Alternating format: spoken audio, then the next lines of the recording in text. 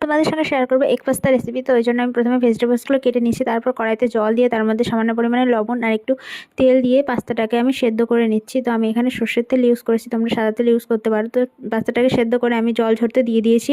তারপরে কড়াইতে তেল দিয়ে তার মধ্যে পেঁয়াজ কুচিটাকে দিয়ে পেঁয়াজটা একটু লাল লাল করে ভেজে তার মধ্যে একে একে কাঁচা লঙ্কা কুচি আর টমেটো কুচিটাকে দিয়ে দিচ্ছি। টমেটো কুচিটা আর কাঁচা লঙ্কা কুচিটাও ভাজা ভাজা হয়ে গেলে তার মধ্যে আমি একটা ডিম ভেঙে দিচ্ছি।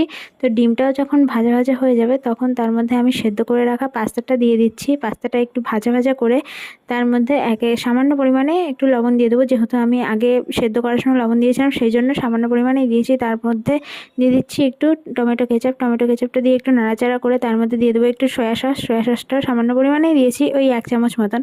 তারপর সেটাকে নাড়াচাড়া করে তার মধ্যে দিয়ে দিচ্ছি আমি এখানটায় ম্যাগি মশলা। তোমরা পাস্তা মশলা ইউজ করতে পারো, আমার কাছে পাস্তা মশলা ছিল না, ওই জন্য আমি ম্যাগি মশলা ইউজ করেছি। তারপর সেটাকে নাড়াচাড়া করে নামিয়ে সার্ভ করলে রেডি আমাদের এগ পাস্তা। খেতে কিন্তু খুব সুন্দর, তোমরা একবার ট্রাই